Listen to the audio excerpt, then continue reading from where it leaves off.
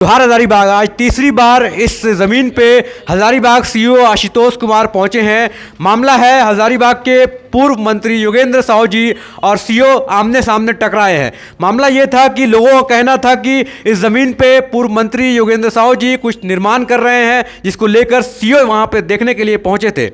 देखने के बाद क्या हुआ क्या नहीं हुआ पूरा मामला आइए जानते हैं। पूर्व मंत्री योगेंद्र साहू जी इस पूरे ज़मीन को लेकर क्या कह रहे हैं और सीईओ का क्या कहना है, ये सारी बातें सुनिए।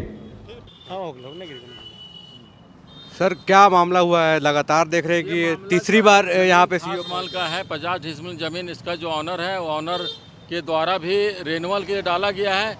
सरकार के पास प्रस्ताव रिज्यूम के लिए गया था, लेकिन वो रिज्यूम अभी ज़मीन का नहीं हुआ है। इसको मैंने बाइज्जत मैंने एग्रीमेंट और पावर लिया हुआ है इसका। और इसमें जो है पीछे जो मकान आप देख रहे हैं, जो खंडर बना हुआ, वहाँ जुआ का अड्डा और यहाँ अफीम का यहाँ पर लोग घुसते थे। इसको हमने अथी से पर्दा करके रखा हुआ था। ये ज़मीन जो है सो मुजीबुर रहमान जो उसका वंशज है, ये मोहम्मद एहसान के नाम से ज़मीन है। और रिन्यूअल के लिए प्रोसेस सारा किया हुआ है और रिन्यूअल के लिए प्रोसेस किया हुआ है। और ऐसे कई खास महल का ज़मीन रिन्यूअल के लिए यहाँ पर दिया हुआ है।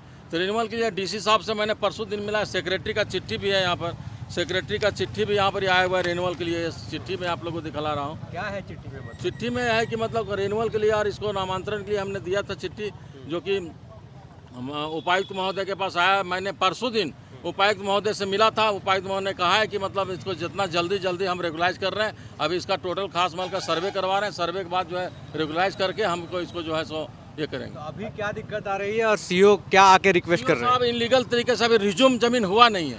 रिज्यूम ज़मीन हुआ नहीं। सीईओ साहब बराबर आकर के जो है सो यहाँ पर इसको पिछले बार घोरान घोरा हुआ था, उसको भी अति कर दिया। अभी पर्दा इसको लगाए थे, चूँकि यहाँ पर जुआ का अड्डा और चरस यहाँ पर लोग अति करते थे। और उसी के चलते जो है हम सोचे कि इसको सेफ बना के रखेंगे। परंतु सीईओ साहब इलीगल टाइप के इन्होंने हम थाना में भी लिख करके दिए हैं और डीसी साहब को और एसपी साहब को भी लिख के दिए हैं।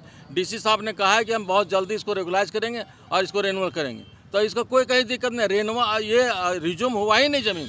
रिज्यूम जब तक नहीं होता है तब तक ये ऑनर का इसका हक बनता है। अच्छा, सूत्रों का कहना है कि डोभा का निर्माण कर दिया गया खास महल की जमीन पर। कहाँ डोभा का निर्माण किया गया? डोभा का निर्माण जैसा कि डोभा का निर्माण नहीं किया गया है। बरसात के समय मेरा बाउंड्री धंस रहा था, उसको हम मजबूत कर रहे हैं। मेरा बगल में चूँकि मेरा घर है और कोई डोभा का निर्माण नहीं किया गया है। समझे न? देख सकते हैं आप यहाँ पे डोभा का निर्माण किया गया। डोभा मतलब क्या तालाब होता है।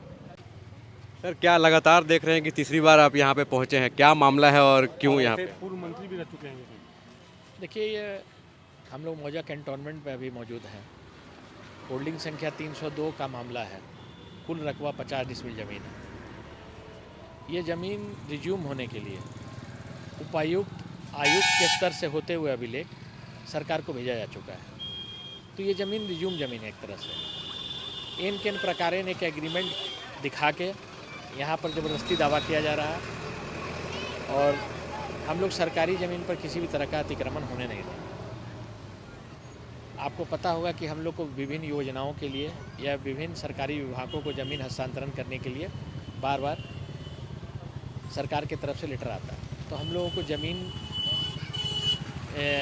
की अभी बहुत ज़रूरत है और हम लोग पूरी तरह से हजारीबाग में ये अभियान चला रहे हैं कि कहीं भी चाहे खास महल का ज़मीन हो या जीएम ज़मीन हो, किसी तरह का ज़मीन को हम लोग कब्जा करने किसी को देंगे नहीं। ये जो ज़मीन है ये क्या खास महल की ज़मीन है? ये खास महल ज़मीन है, जिसके लिए रिज्यूम होने के लिए आयुक्त के स्तर से, कमिश्नर सर के स्तर से पूर्व में ही अभिलेख पूरा सरकार को भेजा जा चुका है।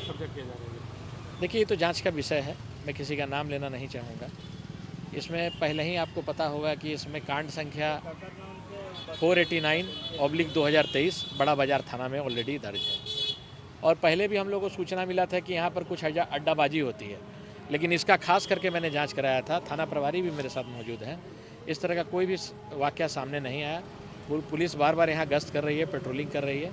इस तरह की कोई भी बात नहीं है।